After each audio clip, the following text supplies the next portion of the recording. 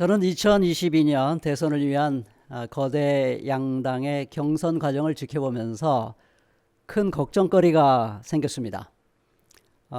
거대 양당의 경선 과정이 국민들에게 새로운 기대와 희망을 주기보다는 오히려 정치에 대한 혐오만 더 불러일으키고 있는 것은 아닌가 하는 염려가 들었기 때문입니다. 경선 과정에서 우리 국민이 보고 싶어 하는 것은 객관적인 인물 검증과 건전한 정책 대결일 것입니다. 그러나 요즘 우리가 매일 목도하고 있는 것은 대부분 수단 방법 가리지 않고 경쟁자 죽이기 아닌가 하는 생각이 듭니다. 그런 와중에 우리 국민들은 도대체 무엇이 진실인지, 누가 대통령감인지 가려내기가 너무 어렵습니다. 오히려 피곤과 짜증만 더해가고 있는 것은 아닌가 싶습니다. 매우 위험한 상황입니다.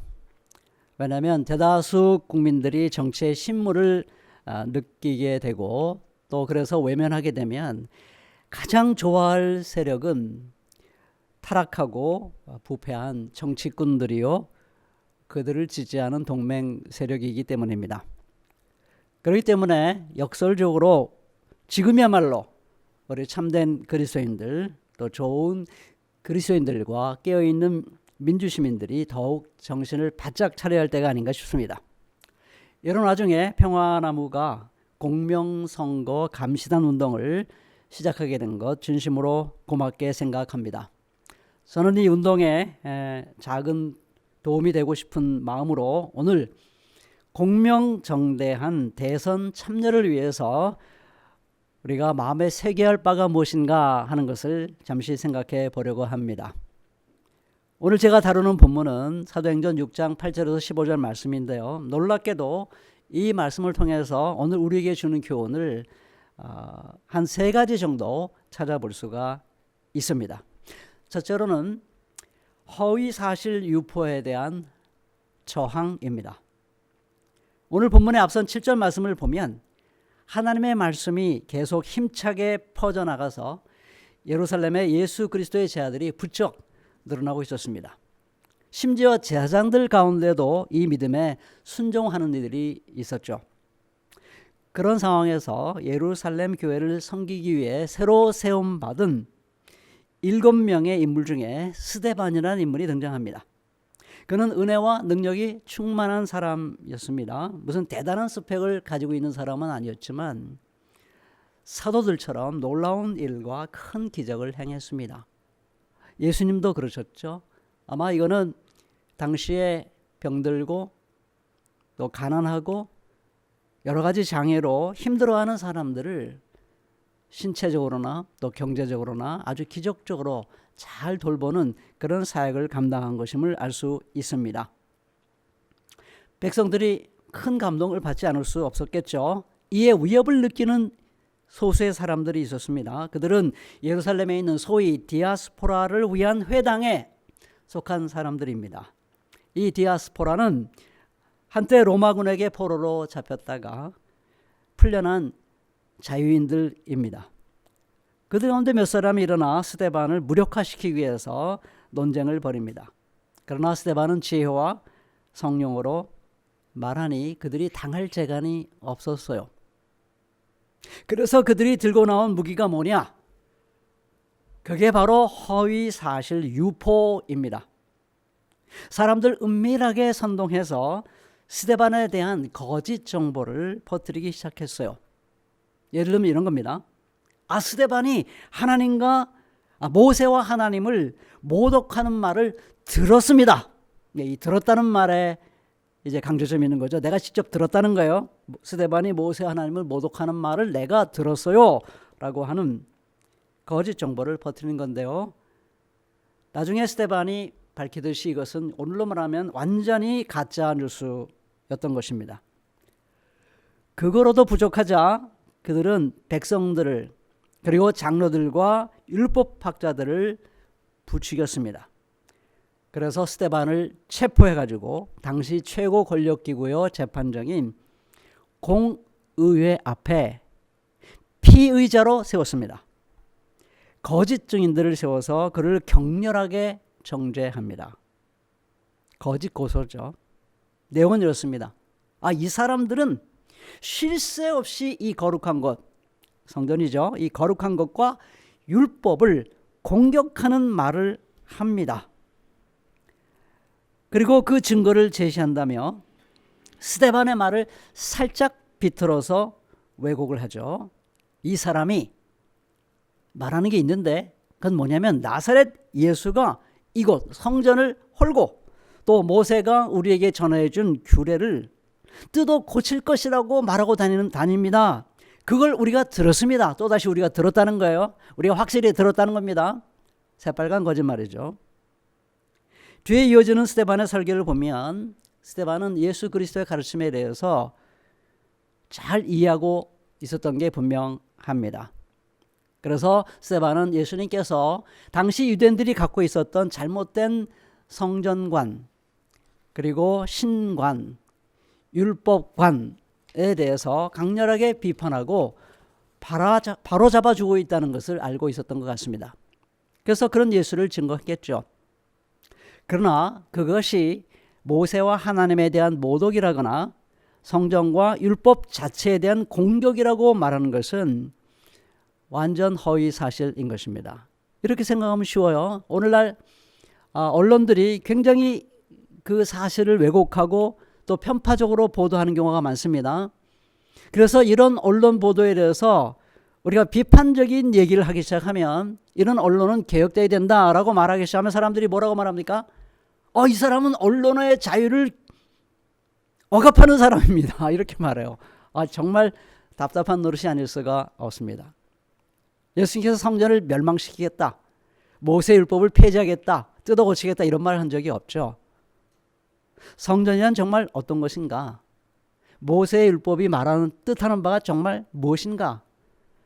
이것을 알려주고 싶었던 것입니다.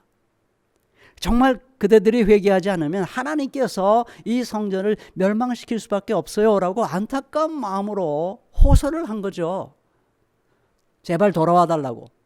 근데 그것을 와전시켜가지고 이 사람이 성전을 무너뜨리겠다고 말했다, 하나님의 율법을 고치겠다고 말했다. 이건 정말 언어도단인 것입니다. 그런 것이 바로 아주 교묘한 허위사실 유포인 것이죠. 이해된 스데반의 반응이 정말 멋져요. 거짓 증언을 듣는 동안 스데반의 얼굴이 천사의 얼굴 같았습니다. 이건 단순한 감정 절제나 분노 조절에서 나오는 게 아니죠. 깊은 신앙과 또 영성, 인품에서 흘러나오는 것이라고 봅니다. 이어서 긴 설교를 통해서 아주 차근차근 사도행전 7장 2절부터 53절의 말씀입니다. 그 증언들의 거짓됨을 조목조목 밝혀내죠. 더 이상 대응할 수가 없었어요. 그러니까 이들은 스데반과는 정반대로 격분하기 시작합니다. 귀를 막습니다. 큰 소리를 질러댑니다. 목소리 큰 사람이 이긴다 이런 확신이 있었던 것 같아요. 그를 돌로 쳤죠. 스데반은 예수님과 너무나 닮은 모습으로 아름답게 죽음을 맞이합니다. 스데반은 이렇게 목숨을 바쳐서 허위사실 유포에 저항을 했던 것입니다. 허위사실 유포를 놔두면 하나님의 나라의 일에 큰 장애가 일어나기 때문인 것입니다. 마찬가지입니다. 민주주의의 선거를 망가뜨리고 국민의 뜻을 왜곡하는 가장 무서운 무기 중 하나가 바로 이런 허위사실 유포입니다. 가짜뉴스의 생산이죠. 경쟁자를 죽이기 위해 이렇게 허위사실을 유포하는 이유와 동기는 아주 간단해요. 후보자 당사자나 그 지지 세력들이 나라와 국민을 사랑하는 게 아닙니다. 나라의 미래를 진정으로 걱정하는 게 아닙니다. 그건 말뿐이죠. 그들의 속내는 권력과 명예를 거머쥐고 싶은 그런 욕망인 것입니다. 예수님은 이런 욕망 때문에 거짓 사실을 유포하는 그것을 악마적인 행위다라고 아주 무섭게 책망을 합니다. 우리 귀담아 들어야 돼요. 요한복음 8장 44절에 보면 당시에 예수님에 대해서 적대적으로 거짓말들을 많이 하고 다니는 세력에 대해서 이렇게 얘기합니다. 경고합니다. 우리가 성경을 읽을 때 이런 말씀도 놓치지 않았으면 좋겠어요. 너희는 너희 아비인 악마에게 났으며 그 아비의 욕망대로 하려고 한다. 그는 처음부터 살인자였다. 또 그는 진리 편에 있지 않다. 그는 거짓말쟁이며 거짓의 아비이기 때문이다. 여기 세 단어에 집중하지 않을 수가 없어요.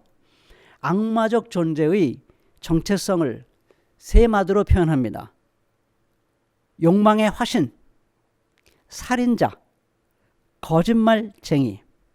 자, 이 세 가지는 따로 놀지 않습니다. 이 세 가지는 항상 같이 가게 되어 있어요. 이 세 가지가 같이 합해지면 허위 사실을 유포하게 되고 그리고 악마적인 존재가 된다는 사실을 잊지 않아야 되겠습니다.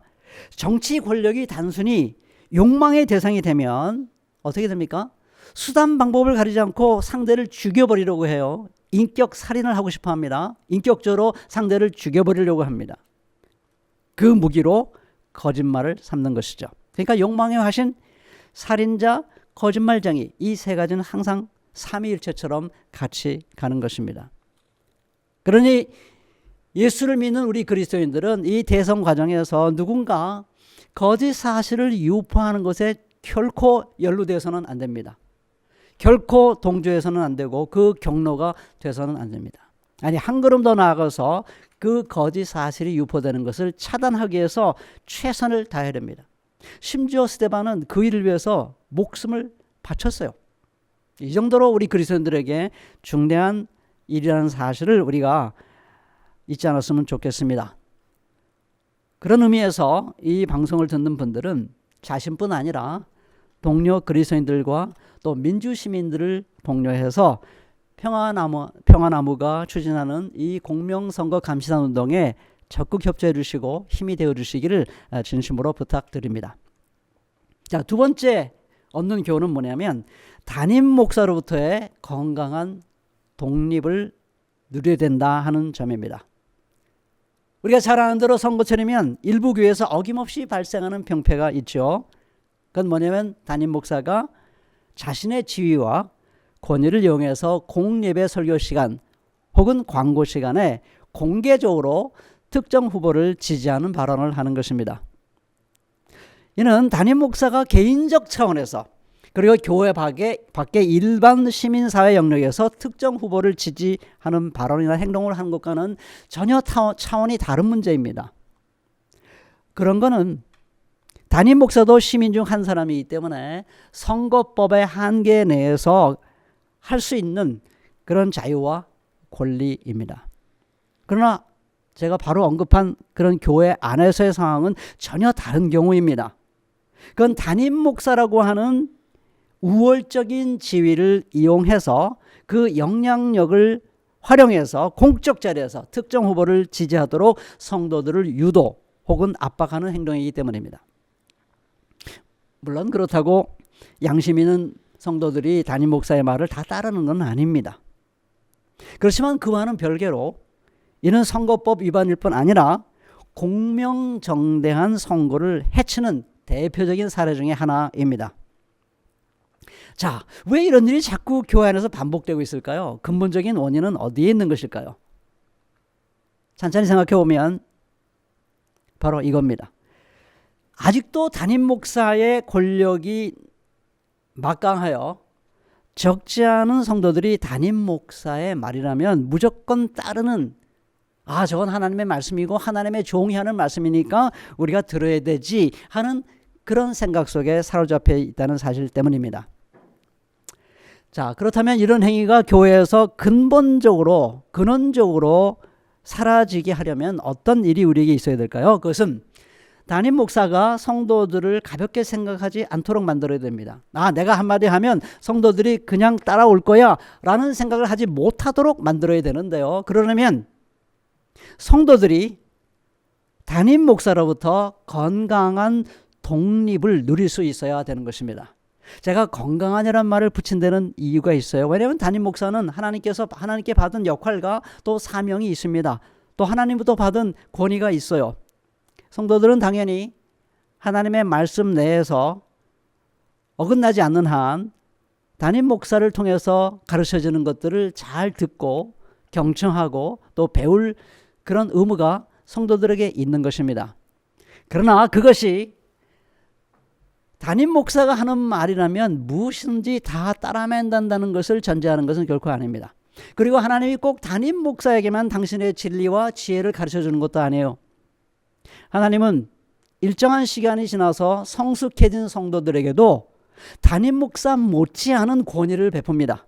담임 목사 못지않은 성경에 대한 지식과 깨달음을 일반 성도들에 허락해줘요. 오늘 본문이 바로 그걸 말해주고 있는 것입니다. 스데반은 어떤 사람입니까?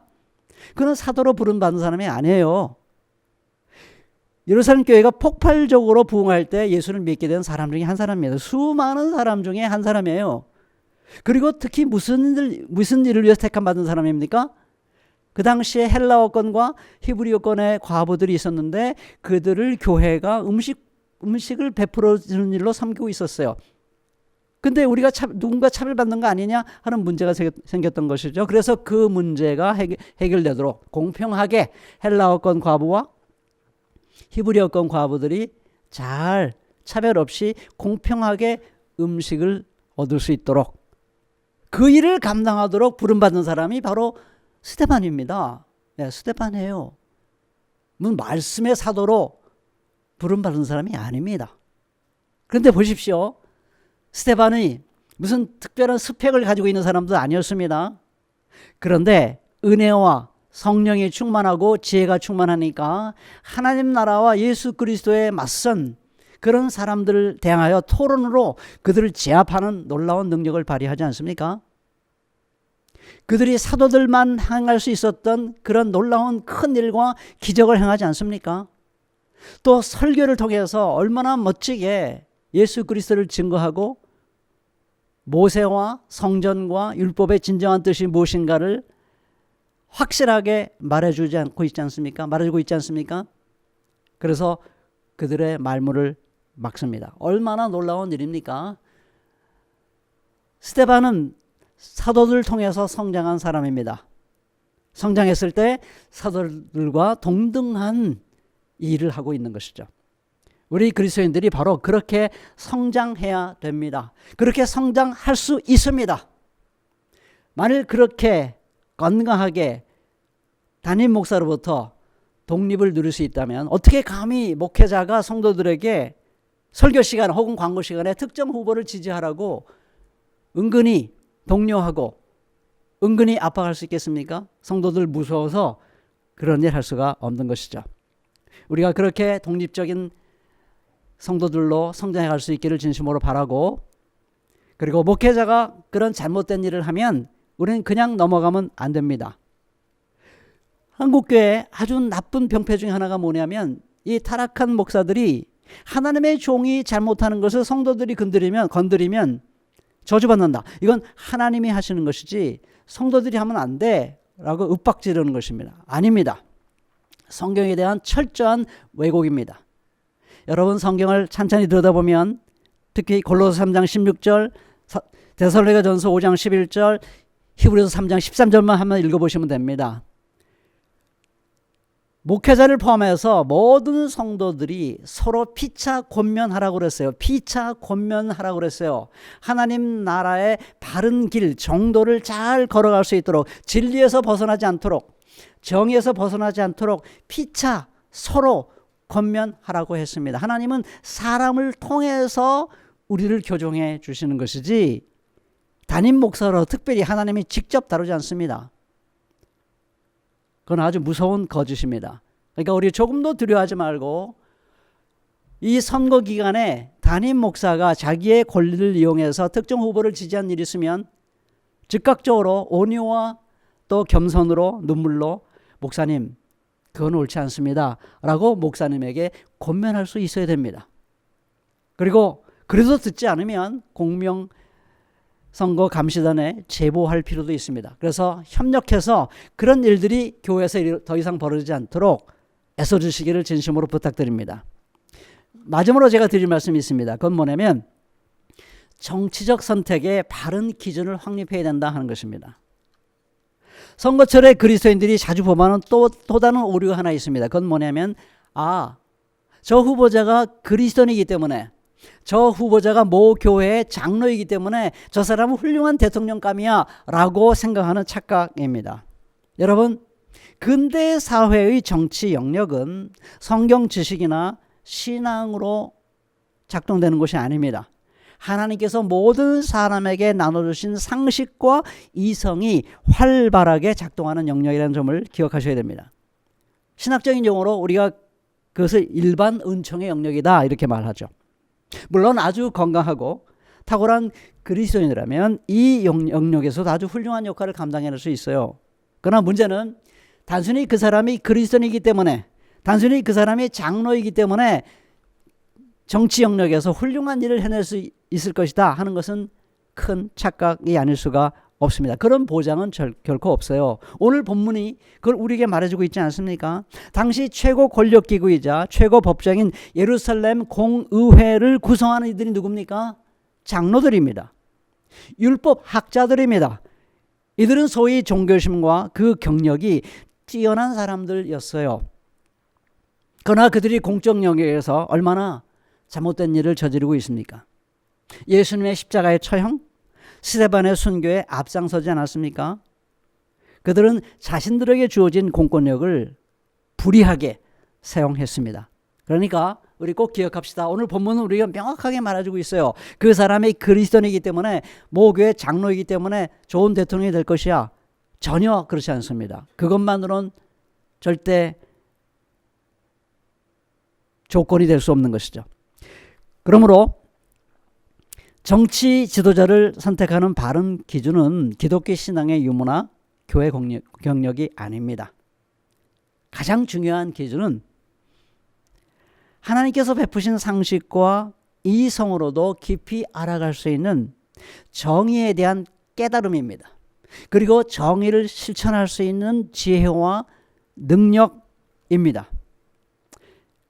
우리 존 롤스라고 하는 분이 있죠. 정의란 무엇인가 라는 책을 통해서 많은 사람들에게 대중적으로 알려진 분이죠. 지금은 돌아가셨습니다만 미국의 현대 정치 철학의 최고 권위자로 존경받는 분이십니다.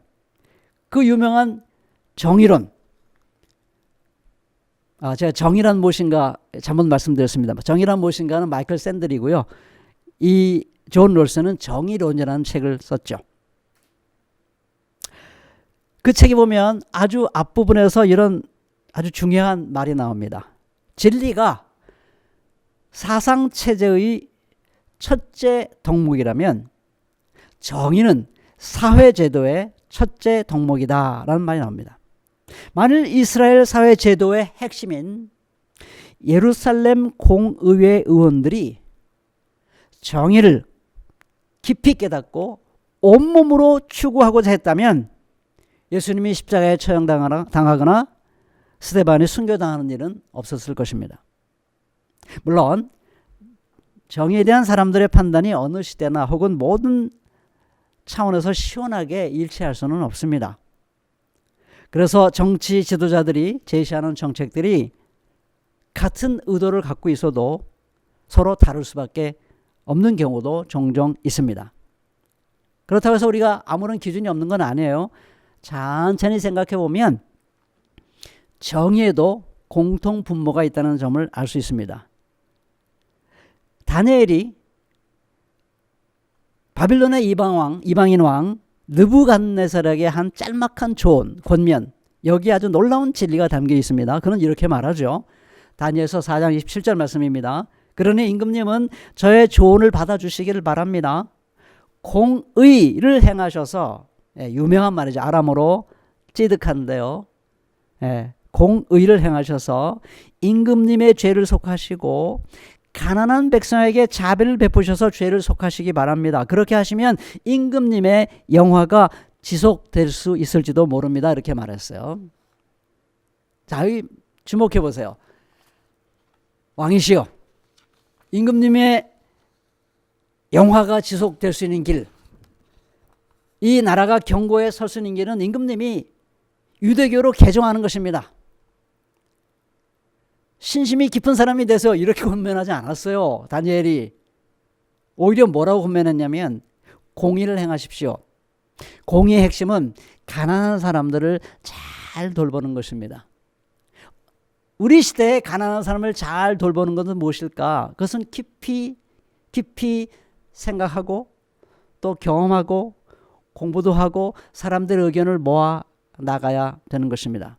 거기서 나오는 것이 바로 정의를 실현하기 위한 정책인 것이죠. 그러니까 대선 기간 동안에 그리스도인들은 이걸 생각해야 됩니다. 어느 후보가 정말 이 정의, 사회적 약자, 가난한 사람들을 위한 정책들을 정말로 펼치고자 하는가, 이거를 여러분들이 주의 깊게 살펴봐야 되는 것입니다. 왜냐하면 그런 정의가 실현될 때 하나님께서 우리들에게 바라시는 온 세상을 향해서 온 우주를 향해서 바라시는 풍성한 생명이 실현되는 것입니다. 누구나 다 사람이나 자연이나 풍성한 생명을 누릴 수 있고요.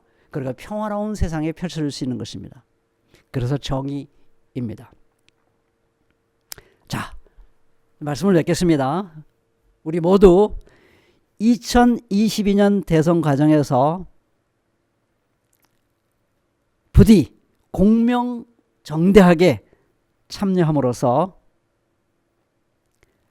상대적으로 더 정의로운 대통령이 꼭 당선될 수 있기를 진심으로 바랍니다. 그래서 우리나라가 이제 선진국이 되었는데요. 공적으로 인정받았죠. 거기에 도취되어 있을 것이 아니라 이젠 세계와 공조해서 생명과 평화가 흘러넘치는 그런 세계를 향하여 발돋움할 수 있는 좋은 계기가 될 수 있기를 진심으로 바랍니다. 기도하시겠습니다. 고마우신 하나님 아버지, 대통령을 뽑기 위해서 경선이 이루어지고 있고, 그리고 저희 시민들과 그리스도인들은 많은 고민을 하고 있는 와중에 있습니다. 이러한 때 우리 그리스도인들이 공명정대한 대선 참여에 몸을 던질 수 있기를 진심으로 바랍니다. 허위사실 유포를 막아낼 수 있도록 도와주시옵소서.